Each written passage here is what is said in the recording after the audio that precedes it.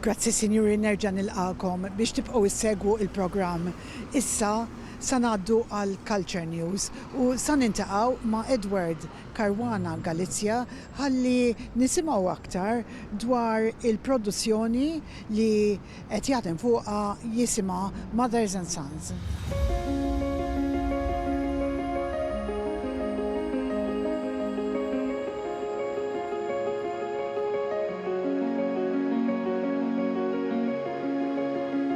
Edward, thank you very much for meeting us to tell us about this new production. Well, thank you for meeting up with me. I really enjoy meeting up with you. It's a great time together.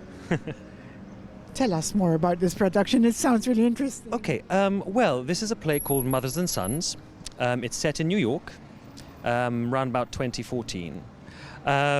It really, in essence, this is a play about family. It's a play about closure, about dealing with past traumas, but it's also a play about coming to terms with oneself as well. It's quite an emotional play, but I think with a very poignant and relevant message at the end of it. So the play is about a man called Cal, who... And that's played by you. And that's played by me, yes. I play Cal, who's married to a man called Will, and they have a child, Bud. The play begins with Cal. He's home alone, and he receives a visitor who is Catherine. Now, Catherine will be played by Polly Marsh. And Catherine is the mother of Cal's former boyfriend. Now, Cal's former boyfriend, whose name was Andre, died of AIDS. In places like New York and London and Paris, the big cities, it was a very difficult time for gay men. 2014? This is, well, the 2014 is when the play is set, Yes. but Cal and Andre dated in the 80s. Oh, absolutely. I understand. Right. And Andre died in the early 90s. Now, so I mean, the whole experience of that for gay men was particularly traumatic. I mean, it was a very horrible disease. I mean, thankfully today, of course, it's very different. You know, you can have HIV and you can live a normal life. So much so you can be undetectable and you cannot pass it on, type thing. So, but back then it's a very different story. And Catherine had such a difficulty coming to terms not just with having a gay son, but also having a gay son that got AIDS. And his death. And his death then, ultimately his death, exactly. Because when a gay person comes out to their parents, that is almost the end of their journey. But it's the beginning of their parents' journey. Because now their parents have to sort of come out to people as well as having a gay son or daughter. And for some parents that's quite a difficult process. And Catherine is the sort of person who sort of got stuck. You know, she didn't deal with that change. This play shows her evolving just on stage. And I think it's a play that sort of might encourage us to be more sympathetic towards people who do struggle with having a gay son or daughter or trans son or daughter, because it is something they need to process as well.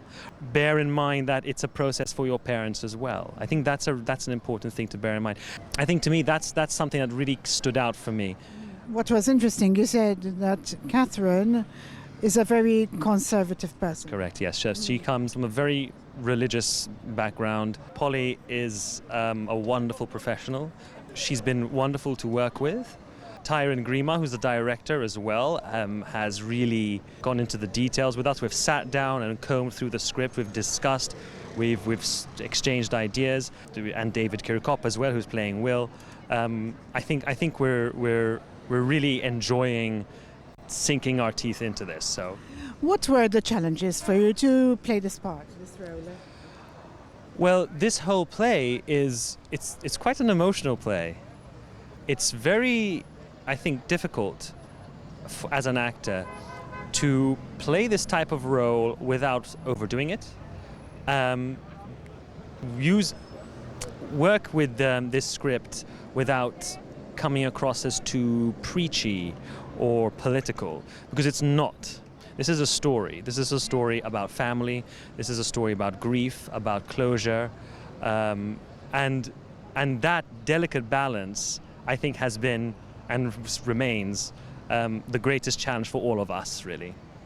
And a story about how love really conquers all. Won't speak to answering machines. Last trip, someone else answered. So it runs the first 2 weekends of April. The first 2 weekends on Friday, Saturday, Sunday, Friday, Saturday, Sunday. And this will be at the theatre next door.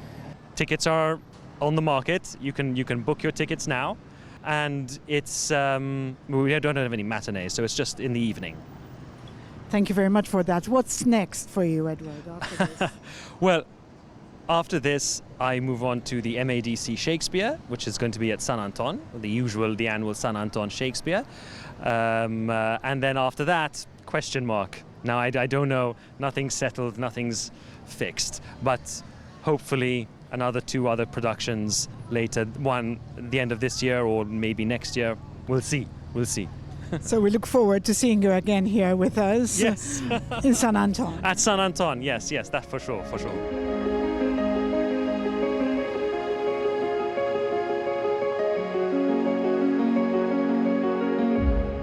Sinjuri, dak kien Edward Caruana Galizia u konna titkellmu fuq il-produzzjoni li qed jaħdem fuq Mothers and Sons. Issa ninsabu fl-istudio ta' Sue Gregory, l-artista Sue Gregory, u sa naraw x'tagħmel eżatt f'dan l-istudio għax tużah biex tagħti l-lezzjonijiet li tfal lill-adulti. Anki tagħmel ħafna corporate events u team building. U sanatu ħarsa wkoll lejn l-esibizzjoni li sattella dan ix-xahar fil-Gallerija Ġemelli Ġotaqali li jisimha Outside the Box.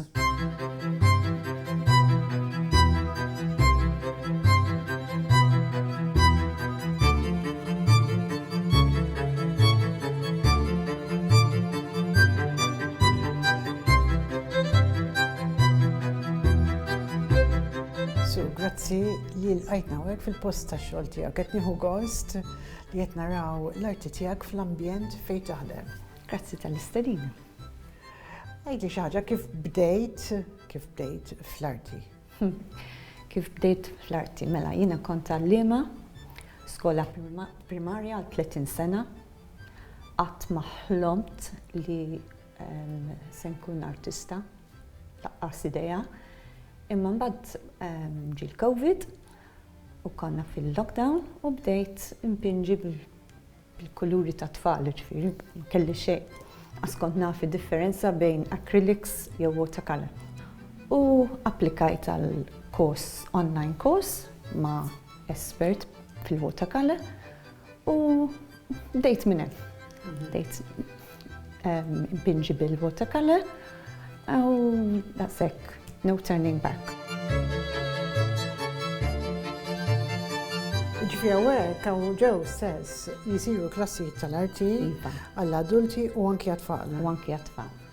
U x'tip ta' klassijiet tagħti, pereżempju?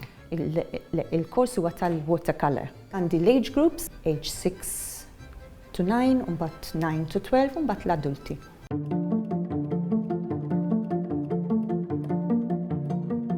Dan huwa il-infant kont rajt stampa fuq National Geographic u ddeċidejt li impinġih l-istil tiegħi b'ħafna kuluri tal-watercolor.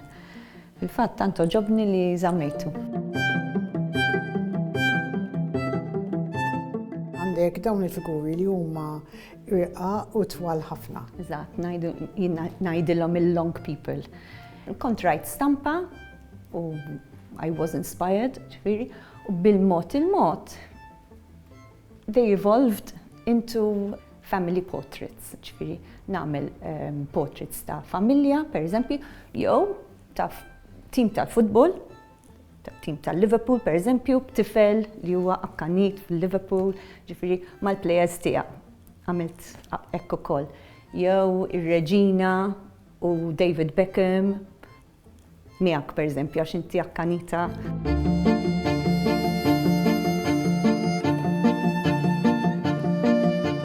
Din hija waħda minnhom. Il-familja tatini il-ritratti tagħhom, jiena ritratti biss inkun irrid tagħhom u forsi it-tuliet biex nara minnu itwal minn liħor. U mbagħad ħafna dettalji personali. Per eżempju, jekk wieħed huwa jagħmel karati, mela il-karati u dan jilgħab it-tennis u di fissata fil-bale. Qed tifhem ġifieri għalina il-pittura m'għandix tifsira imma għalihom tfisser ħafna għax hija personalized. Qed tifhem anke iż-żarbun ikun tagħhom mhux nivvinta żarbun jiena. L-ewwel tagħmel sketch, u mbagħad japprovawha, u mbagħad xi tibdiliet, u mbagħad ġifieri l-ewwel bil-lapis, u mbagħad blinka, paints, u mbagħad nibda fuq l-uċuħ. L-uċuħ idumu ħafna. Ġieli pereżempju nkolli familja ta' 6, 5 jiġuni perfetti u wiċċ wieħed ma nkunx nista' ġifieri it takes long.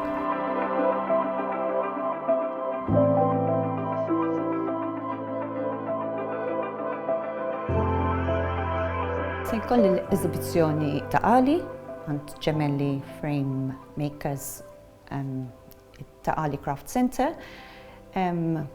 Kienu qaluli xi sentej ilu għatlami sentej ma daw is-sentej ili naħdem u għamilt ħafna pitturi u se neżibita 80 pittura. Ħafna l-esibizzjoni, nagħmlu ħafna esibizzjonijiet.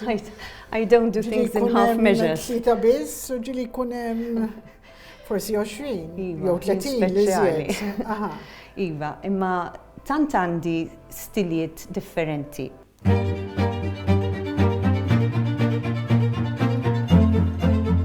Dawn se jkunu fl-eżibizzjoni.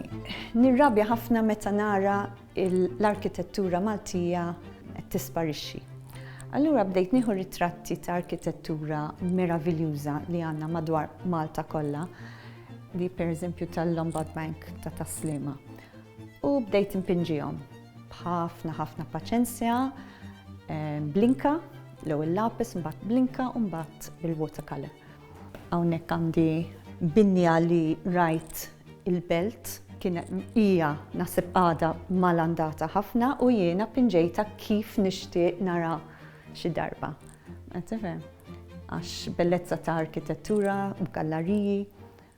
U l-istess hawnhekk binja sabiħa ta' Taslima wkoll, Ramel Building, bl-istess stil.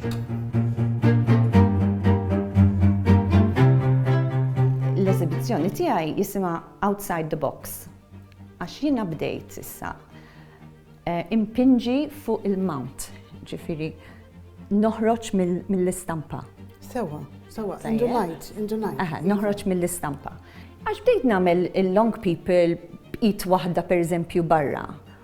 U mbagħad qatt imma kien how am I going to stand out? This is it. Kif se nkun dik il-naqra differenti minn kulħadd. U bdejt bil-mod li nagħmel il-fjuri, noħroġ fjura u oġbithom l-idea, ġifieri it's become very popular, in demand now. Very idea toġobni, imma qegħdin Malta u magħrufin Malta kemm kulħadd jikkopja l-ħaddieħor. Qed nistennija. Allura kif se jħossok meta nibdew naraw? Se ngħidha pubblikament li qed nistennija m'hemmx tagħmel. Trid tissib xi ħaġa oħra mbagħad, imma jiena naf li bdejta jew jekk mhux bdejta waħda ma nafx xi ħadd ieħor li jagħmelek, ġifieri li pinġiek. There's nothing I can do. Dawn huma l-kavallieri, irġajt ħriġt il-bandiera barra mill-istampa li huwa my signature trademark, qed tifhem. Din hija pittura iktar ġenerika, ġifieri l-uċuħ mhumiex realistiċi daqshekk, orajt hemm lavallett provajt nagħmlu, imma iktar huma ġeneriċi. Għandek ukoll il-corporate events.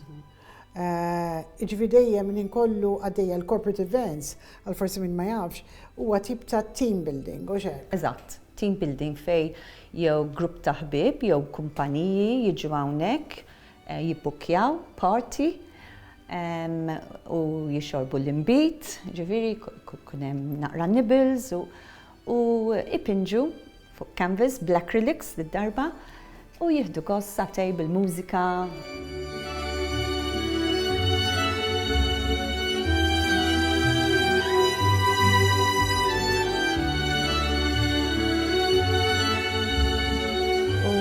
il-ħin kollu impinġi.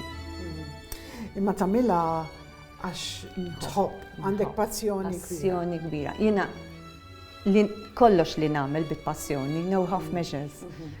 X'għandek il-pjanat il-qudiem wara din l-esibizzjoni su?